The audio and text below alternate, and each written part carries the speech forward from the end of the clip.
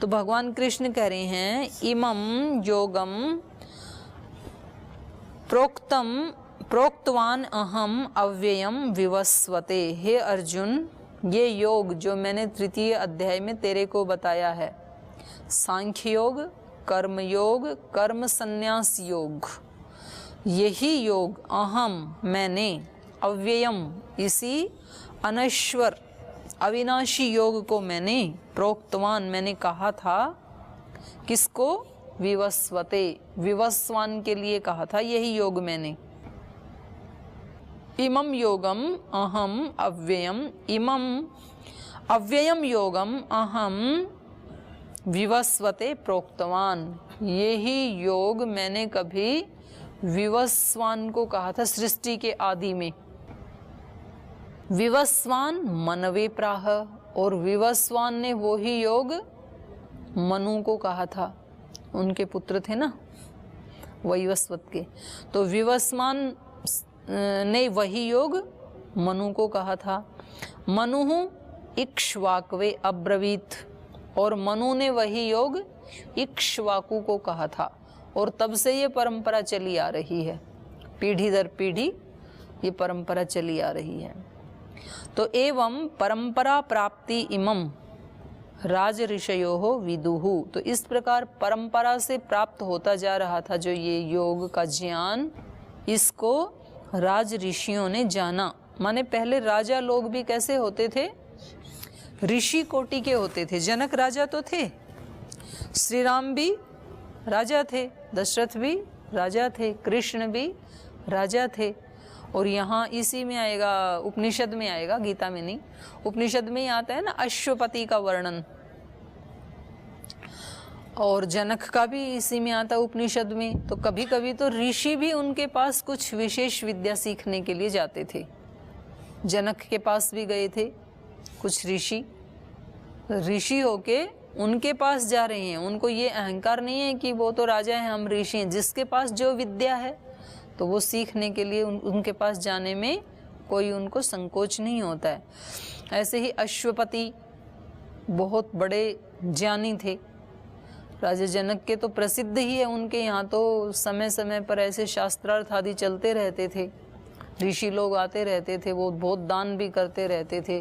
तभी इस विद्या का महत्व था लोगों के जीवन में, क्योंकि जब जिस विद्या को राज्य की तरफ से, राजनीति की तरफ से सम्मान मिलता है तो सब लोग उसको फॉलो करने लगते हैं। फिर आज योग को सब लोग फॉलो क्यों करते हैं? क्योंकि पहले तो स्वामी जी महाराज ने सबको सिखाया, फिर उसके बाद राजनीति से भी उसको सम्मान मिल गया। तो फिर आज केवल भारत नहीं बल्कि धरती के 200 देश योग को फॉलो करते हैं, उसका अनुष्ठान करते हैं। तो ऐसे ही किसी समय राजा लोग इस अध्यात्म विद्या का सम्मान करते थे। तो इसलिए फिर इस अध्यात्म विद्या को सीखने के लिए कहाँ कहाँ से लोग जाते थे। ये केंद्र में रहती थी, जो भी कर्म करने हैं वो हमें कैसे करने हैं, अध्यात्म विद्या को केंद्र में रख के फिर सब कर्म करने हैं। तो वो जो समय उनको अपराधों को रोकने में लगता है आज लोगों का, तो वो अपराध होते ही नहीं थे, क्योंकि वो ही समय वो किस में बिताते थे? आध्यात्म विद्या को सीखने में। तो जब सब राजा आध्यात्मिक होंगे, प्रजाएं आध्यात्मिक होंगी उनको देख करके, और उस अध्यात्म विद्या का जब सम्मान होगा सबके हृदय में, तो फिर समाज भी कैसा होगा? आध्यात्मिक ही होगा। तो ऐसा ही था हमारे देश का। तो अश्वपति से के पास एक बार एक ऋषि गए और उन्होंने कहा कि आप पहले विद्या सीखने के लिए गए थे कि आप हाथ मुंह धो के पहले थोड़ा खाना कुछ नाश्ता कर लीजिए, उसके बाद हम चर्चा करेंगे इसके ऊपर। तो उस ऋषि ने कहा कि नहीं, मैं किसी राजा के यहाँ खाना नहीं खाता हूँ, मैं केवल विद्या सीखने के लिए आया हूँ। पता नहीं आपके राज्य में किस किस तरह की कैसी कैसी कमाई आती होगी। तो आहार शुद्ध हो सत्व शुद्धि, आहार की शुद्धि रखते हैं जो योगी लोग होते हैं। तो हम ये आहार यहाँ आपका ग्रहण नहीं कर सकते हैं, हम केवल विद्या सीखने आए, हम उस पर चर्चा करेंगे। तो उन्होंने कहा कि आपकी जानकारी के लिए मैं आपको बताता हूँ, न में स्तेनो जनपदे न कदरियो न मद्यप न अहिताग्नि न स्वैरी स्वैरिणी कुतः। उपनिषद का मंत्र है ये। मेरे राज्य में न में स्तेनो, कोई स्तेन नहीं, कोई चोर नहीं है यहाँ पर। तो जब सारी प्रजा में ही चोर नहीं है तो मेरे यहाँ धन आएगा वो चोरी का नहीं है ना। फिर सब ईमानदार हैं, सब ईमानदारी से टैक्स देते हैं, वो वाला धन है ये। न में स्तेनो, ना कोई यहाँ पर कंजूस है, ना कोई यहाँ पर शराब पीने वाला है। एक भी व्यक्ति ऐसा नहीं है जो अग्निहोत्र नहीं करता हो। हर व्यक्ति क्या करते हैं? यज्ञ करते हैं और यज्ञ शेष खाते हैं, जो दूसरे अध्याय में बताया ना इन्होंने, यज्ञ भाव से। न अन अग्नि, कोई भी निराग्नि नहीं है मेरे इसमें राज्य में, सब अग्निहोत्र करते हैं। न अविद्वान, कोई भी अविद्वान नहीं है। ये नहीं कहा कि सब साक्षर हैं, सब पढ़े लिखे हैं, ये नहीं कहा। आजकल सरकारें अभियान चलाती है ना, साक्षरता अभियान, और फिर उसमें केवल नाम लिखना सिखा देते हैं कुछ लोगों को जो आदिवासी या ग्रामीण एरिया है वहाँ पर, तो उनको केवल नाम लिखना सिखा दिया और इतने मात्र से फिर रिपोर्टिंग क्या बना देते हैं कि इस स्टेट के लोग 99% साक्षर हैं। साक्षर माने केवल साइन करना आ गया, जैसे केरल आदि की रिपोर्ट आई थी पहले। तो ऐसा नहीं है, ऐसा नहीं कहा अश्वपति ने। उन्होंने कहा कोई भी यहाँ पर अविद्वान नहीं है, माने यहाँ पर कर्मचारी भी विद्वान हैं और यहाँ पर अधिकारी भी विद्वान हैं, यहाँ पर खेती करने वाले भी विद्वान हैं, यहाँ पर रिसर्च करने वाले भी विद्वान हैं, पढ़ने वाले भी, पढ़ाने वाले भी, सब विद्वान हैं यहाँ पे, कोई भी अविद्वान नहीं है मेरे राज्य में। तो सोचो ज्ञान का कितना महत्व था उनके वहाँ। न स्वैरी, जब सारे विद्वान हैं, जब सारे ज्ञानी हैं, तो कोई भी फिर दुराचारी व्यभिचारी कैसे हो सकता है? तो कोई किसी का भी यहाँ आचरण निम्न कोटि का नहीं है, कोई मेरे राज्य में दुराचारी व्यभिचारी नहीं है। तो आप सोचें कि कितनी कैसा समाज रहा होगा। उस समाज में कोई अपराध कैसे हो सकता है? उस समाज में कोई रेप कैसे हो सकता है? उस समाज में कोई दहेज प्रथा कैसे हो सकती है? उस समाज में कोई लूट डकैती कैसे हो सकती है? सब अपने अपने आध्यात्मिक जीवन जी रहे हैं, अपना अपना पुरुषार्थ करते हैं अपने अपने फील्ड में। तो कहा न स्वैरी स्वैरिणी कुत। और जब इतना पवित्र वायुमंडल है, कोई भी अपवित्र नहीं है, तो कोई माता तो अपवित्र हो ही कैसे सकती है? क्योंकि माँ तो सबको पवित्र बनाने वाली है ना, तो वो तो हो ही नहीं सकती है। उसने ही तो सबको संस्कार दिए ऐसा बनाने के लिए। तो ऐसी हमारी सामाजिक व्यवस्था थी, ऐसी हमारी शैक्षणिक व्यवस्था थी उस समय का। आप देखेंगे ना, दिग्दर्शन करेंगे समाज का, कैसी सामाजिक स्थिति थी उस समय हमारी। तो बोले अब आप बताओ कि आप खाना क्यों नहीं खाएंगे हमारे यहाँ? भाई जब मेरा राज्य इतना पवित्र है, ऐसी मेरे राज्य की सामाजिक व्यवस्था है, ऐसी धार्मिक व्यवस्था है, ऐसी आध्यात्मिक व्यवस्था है, ऐसी शैक्षणिक व्यवस्था है, ऐसा सेवा का क्रम है, तो फिर उन्होंने खाना खाया। सब पवित्र भाव में रहते हैं। तो हमारे यहाँ इन्होंने कहा राज ऋषयो विदुहु, ये जो परंपरागत ज्ञान था, आध्यात्मिक ज्ञान, ये हमारे यहाँ वैवस्वत से लेकर के, मनु से लेकर के, इक्ष्वाकु से लेकर के, इस तरह से ये परंपरा से चलता आ रहा। ये भी सब क्या है? राजा हैं। मनु भी राजा थे ना, इक्ष्वाकु भी राजा थे। ये सब राजवंश में पैदा होने वाले लोग हैं। फिर उनसे इक्ष्वाकु वंश में राम पर्यंत जितने भी हुए, तो वो सब इसी विद्या के अनुयायी थे। इसलिए तो राम राज की प्रशंसा होती है ना। तो वो सारे ऐसे ही थे, अध्यात्म विद्या को केंद्र में रख करके फिर वो अपने सब कर्म करते थे। तो हम सबके कर्म कैसे हो सकते हैं? दिव्य कर्म हो सकते हैं यदि हम इस आध्यात्म विद्या को केंद्र में रख करके करें। हम सब जो भी कर्म करें, भले ही हमारा झाड़ू लगाने का कर्म क्यों ना हो, भले ही हमारा खाना बनाने का कर्म क्यों ना हो, उसको भी हम कैसे कर सकते हैं? एक ऋषि की तरह से कर सकते हैं। ऐसे उदाहरण है, भिलनी एक बहुत अच्छी ऋषि का हुई है रामायण काल में। वो क्या करती थी? जंगल में रह के तपस्या करती थी और ऋषियों की सेवा करती थी।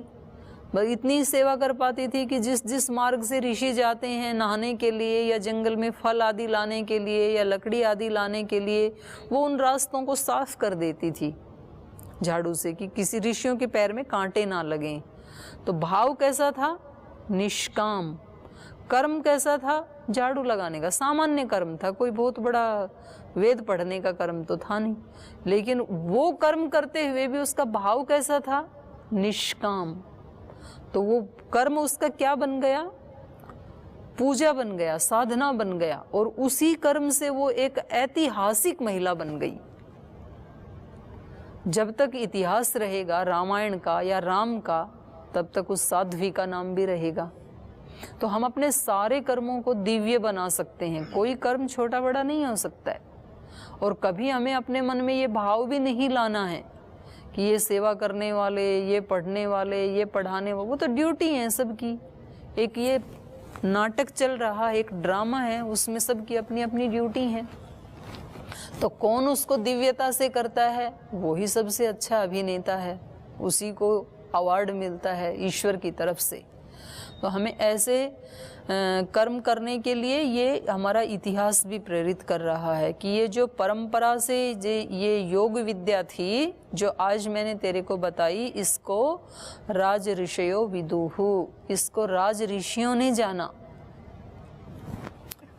और फिर स कालीन इह महता योगो नष्ट परम तपः। हे परम तपस्वी अर्जुन, कालक्रम से ये जो महान योग था जिसका इतना महत्व था, राजा में प्रजा में, यथा राजा तथा प्रजा, बड़े जिसको महत्व देंगे तो छोटे तो अपने आप ही देते हैं। फिर जैसे मान लो यहाँ पर पतंजलि योगपीठ में यदि योग को, शिक्षा को स्वामी जी महाराज महत्व देते हैं तो फिर हम सब भी देते हैं। और यदि ऊपर से ही महत्व ना दें, महाराज जी योग को महत्व ना दें, योग ना करें, केवल उसका उपदेश दें, और वो स्वयं भी ज्ञानी ना हों यदि, और पढ़ने को भी वो महत्व ना दें, तो फिर यहाँ विद्वान कैसे तैयार होंगे? तो ऐसे ही समाज में भी जैसे राजा जिन चीज़ों को महत्व देते हैं, जिसको अच्छा मानते हैं, तो प्रजा के लोग भी उसको ही मानने लगते हैं, उन्हीं को फॉलो करते हैं वो भी। तो इसलिए कहा कि कालक्रम से ये जो महान योग था, हे परम तपः नष्टः, फिर वो नष्ट हो गया। बड़ों ने उसको फॉलो करना छोड़ दिया, इसलिए फिर नीचे वाले छोटों ने भी उसको फॉलो करना छोड़ दिया। तो ये नष्ट हो गया था। ये योग जो मैंने तेरे को बताया है ना, ये बहुत बड़ी रहस्य की बात बताई है मैंने तेरे को। स एव अयम मया, इसको बोल लीजिए, नहीं बोल लिया था ये तो। स एव अयम मया ते अद्य योग प्रोक्तः पुरातन, वो ही जो पुरातन योग जो कभी मैंने सृष्टि के आदि में विवस्वान को बताया था, फिर उन्होंने मनु को बताया, उन्होंने इक्ष्वाकु को बताया, उनसे चलते चलते वो बहुत राज ऋषियों ने उसको जाना, वो जो नष्ट हो गया था, उस पुराने योग को, पुरातन मतलब पुराना, अति प्राचीन, उस अति प्राचीन योग को अद्यमया ते प्रोक्तः, आज मेरे द्वारा तुझे कहा गया है, आज मैंने तुझे सिखाया है, ये योग तेरे को बताया है, ये बहुत पुराना है। इसको ऐसे बातचीत मात्र मत समझ लेना कि इन्होंने मेरे को भाषण दे दिया, ये बहुत हमारी प्राचीन विद्या है। और क्यों बताया मैंने तेरे को? भक्तोऽसि में सखाच इति रहस्यम ही एतद उत्तमम, कह रहे हैं ये बड़े रहस्य की बात है, गुह्य बात है ये, लेकिन मैंने तेरे को क्यों बता दी? क्योंकि तू मेरा भक्त है। बहुत प्रीति रखता था अर्जुन भगवान कृष्ण से, रिश्तेदार भी थे, लेकिन रिश्तेदार में भी कभी प्रीति नहीं होती है। तो फिर उसकी विद्याओं का वो पूरा पूरा लाभ नहीं उठा सकता है। अब योगेश्वर कृष्ण इतने बड़े योगी थे, तो जब इसका उत्तरा के गर्भ से जो बच्चा हुआ था जिसकी मृत्यु हो गई थी, उससे ब्रह्मास्त्र से, क्या नाम था, परीक्षित। परीक्षित को तो इन्होंने जिंदा कर दिया योगेश्वर कृष्ण ने, लेकिन इनका अपना पुत्र जब मृत्यु को प्राप्त हुआ प्रद्युम्न, उसको जिंदा नहीं कर पाई। क्यों? कभी ऐसे होता है कि हम दूसरे लोगों का तो कर देते हैं वो काम, लेकिन अपने लोगों का नहीं कर पाते हैं। जो अध्यापक हैं वो दूसरों के बच्चों को विद्वान बना देते हैं, उनको प्राइज दिलवा देते हैं, वो मेरिट में फर्स्ट आ जाते हैं, लेकिन उनके अपने बच्चे फर्स्ट नहीं आते हैं। क्यों? जो अच्छे डॉक्टर हैं वो दूसरों का इलाज कर देते हैं, स्वस्थ कर देते हैं, लेकिन उनके अपने बच्चे स्वस्थ नहीं होते हैं। क्यों? ऐसा क्यों होता है? जो अच्छे विद्वान हैं वो दूसरों के बच्चों को विद्वान बना देते हैं, पर अपने परिवार के बच्चों को विद्वान नहीं बना पाते हैं। ऐसा इसलिए होता है क्योंकि श्रद्धावान लभते ज्ञानम, दूसरे लोगों में उसके प्रति श्रद्धा होती है और उसकी श्रद्धा से वो ज्ञान फलीभूत हो जाता है। और अति निकट वाले होते हैं उनमें श्रद्धा का थोड़ा ह्रास हो जाता है। जो अच्छा अध्यापक है उसके अपने जो बच्चे हैं वो उसको एक विद्वान के रूप में नहीं देखते हैं, वो अपने पिता के रूप में देखते हैं। इसलिए वो जो विद्या वाला ज्ञान था वो दूसरे में चला गया, इसके बच्चे में नहीं आता है। तो योगेश्वर कृष्ण का जो योग का तप का जो प्रभाव था वो अर्जुन आदि के परिवार में तो इसको सब भगवान मानते थे, उनकी श्रद्धा थी बहुत, तो इसलिए उनका बच्चा तो जिंदा हो गया। इनके अपने परिवार में इनका जो बेटा है वो उसको पिता रूप में ही देखते थे, योगेश्वर रूप में उनकी श्रद्धा नहीं थी, इसलिए वो उसके लिए कुछ नहीं कर पाए। तो इसलिए इन्होंने कहा कि मैं तेरे को क्यों बता रहा हूं, भक्तोसी, तू मेरा भक्त है। हम सबसे ज्यादा अपने पास जो भी संपत्ति है, किसी के पास कुछ सोना चांदी आदि की संपत्ति होती है, किसी के पास रुपए पैसे की होती है, किसी के पास जमीन जायदाद होती है, किसी के पास ज्वेलरी होती है, किसी के पास ज्ञान होता है, तो व्यक्ति के पास कुछ ना कुछ तो होता है। तो वो जाते समय किसको देना चाहता है? किसको देना चाहता है? जिसको वो प्रिय समझता है।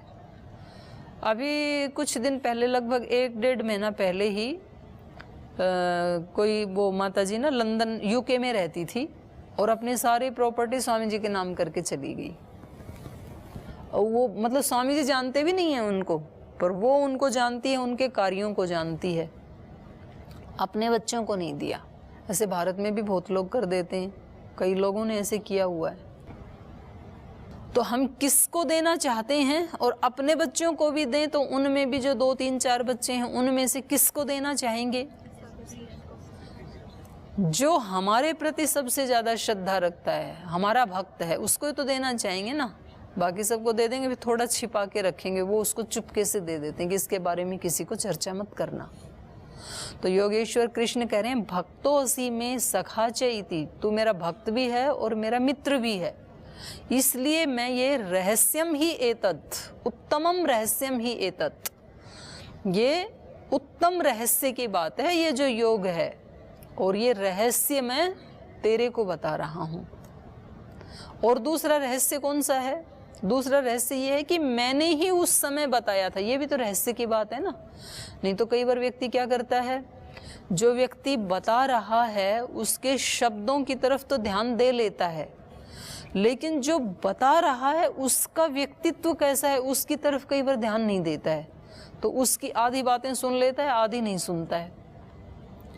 और जब वो बताए कि देखो मैं आपको चुपके से बता देता हूं कि मैं कोई सामान्य व्यक्ति नहीं हूं, मैं अवतारी पुरुष हूं, तो फिर वो व्यक्ति थोड़ा सा हिलता है, हम तो आपको सामान्य ही समझ के सुन रहे थे आज तक। तो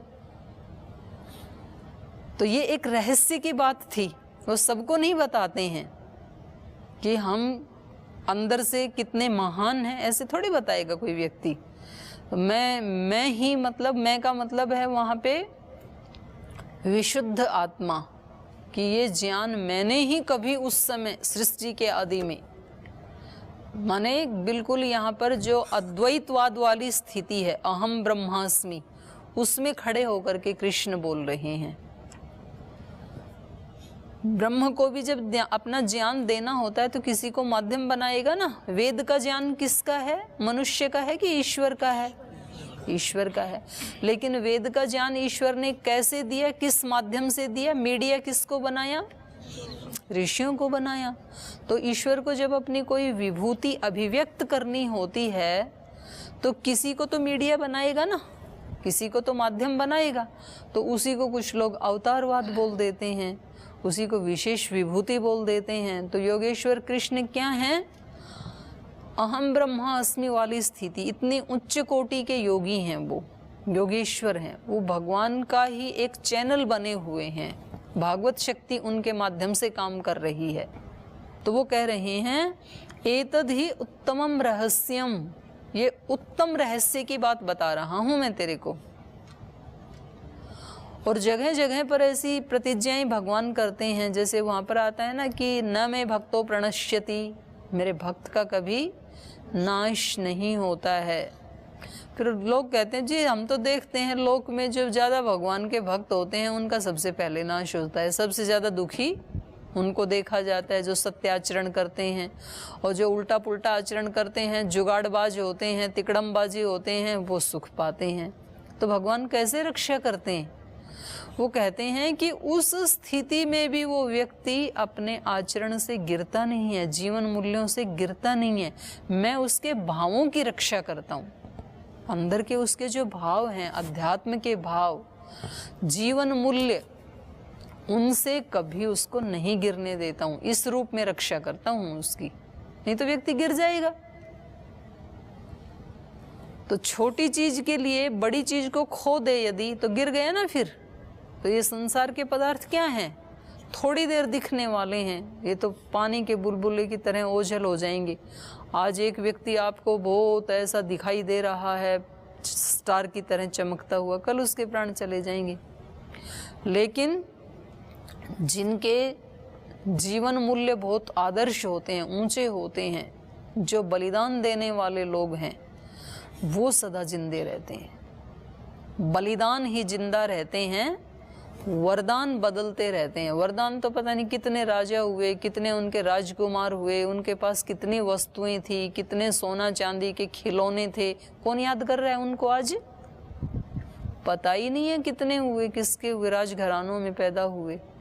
लेकिन जिन लोगों ने तप किया, पुरुषार्थ किया, त्याग किया, सेवा की, वो लोग भले ही गरीब घरों में भी पैदा हुए, उसको जब तक ये सृष्टि रहेगी, मानवता रहेगी, तब तक उनको सम्मान से याद किया जाता है।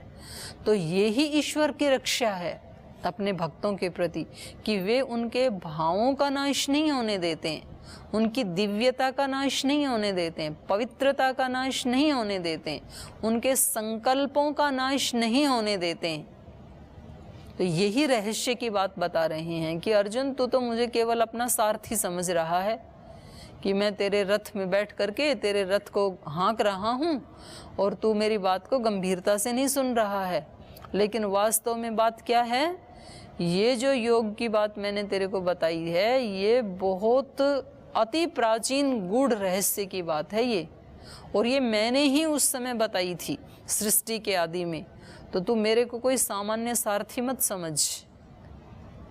तो फिर अर्जुन को थोड़ा सा, अच्छा तो आप ऐसे हैं, मैं तो आपको अपना दोस्त ही समझ रहा था, अभी तक मैं तो आपको एक सामान्य व्यक्ति ही समझ रहा था। तो इसने कहा, भक्तो असि सखा चेति, तू मेरा भक्त भी है और मेरा मित्र भी है, इसलिए मैं ये तेरे को एक रहस्य बता रहा हूँ। जैसे मान लो आप लोगों को स्वामी जी महाराज आके बताएं कि मेरा जो असली रूप है, मैं वो आत्मा हूँ उस समय का, और ये मैंने रहस्य आज तक किसी को नहीं बताया। लेकिन तुम मेरे बहुत प्रिय शिष्य हो, मेरे प्रिय भक्त हो, इसलिए मैं आपको ये रहस्य की बात बता रहा हूँ अकेले में। तो फिर आप थोड़ी सी आँख खोल के देखेंगे कि अच्छा, अभी तो हम तो ऐसे सोच रहे थे कि एक सन्यासी मात्र है। तो फिर आप ज़्यादा ध्यान देंगे उस व्यक्ति के व्यक्तित्व पर। तो इसलिए अर्जुन को भी थोड़ा सा चेत हुआ। तो ये कह रहे हैं कि कैसे, ऐसे कैसे हो सकता है? तो उनसे प्रश्न पूछ रहे हैं। तो एक और बोल लीजिए, अपरम भवतो जन्मः परम जन्म विवस्वतः कथम एतद्विजानीयाम् त्वम् आदौ प्रोक्तवानिति। संशय हो गया कि अच्छा, आप ऐसे कह रहे हैं कि मैंने ही बोला था वहाँ पे और वही मैं हूँ। तो कह रहे हैं अपरम भवतो जन्मः, आपका जन्म तो बाद में हुआ। अपरम भवतो जन्म परम जन्म विवस्वत, आपने कहा ना मैंने विवस्वान को बताया था, तो विवस्वान का जन्म तो आपसे पहले हुआ, आपका जन्म तो बाद में हुआ। तो कथम एतद् विजानीयाम, मैं कैसे इस बात को मानूं? त्वम आदौ प्रोक्तवान इति, कि आपने ही आदि में उनको बताया था। जैसे आपसे कोई आकर के कहें, आर्य समाज के मंदिर में आके कहें कोई सन्यासी कि मैं ही महर्षि दयानंद हूँ, तो महर्षि दयानंद की बहुत पूजा करते हैं। लेकिन कोई व्यक्ति आके कहे भाई मैं ही महर्षि दयानंद हूँ, पिछले जन्म में मैं ही आत्मा महर्षि दयानंद थी, तो फिर उसकी टेस्टिंग शुरू हो जाएगी कि भागो यहाँ से, आप कैसे महर्षि दयानंद हो सकते हैं? रोज भगवान कृष्ण को बुलाते हैं, भक्ति करते हैं, भजन गाते हैं, और फिर कोई आके कहे कि मैं ही कृष्ण हूँ, तो फिर उसको स्वीकार नहीं करेंगे, तो उसको भगा देंगे। तो अर्जुन भी उसकी मतलब उसको स्वीकार नहीं कर रहे हैं तुरंत कि मैं कैसे मानूं कि आपने ही ये ज्ञान सृष्टि के आदि में विवस्वान को दिया था। आप तो बाद में पैदा हुए, वो तो पहले पैदा हो गए थे। तो ये मेरे को ज़रा समझाओ, डाउट हो गया मेरे को। तो अब भगवान इसके बारे में बताएंगे, तो ये हम कल पढ़ेंगे, आज समय हो गया, यही पाठ को विराम देते हैं।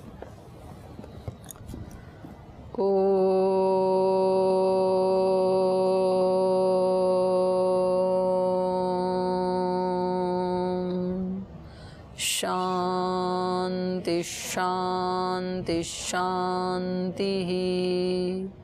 श्री गुरुभ्यो नमः।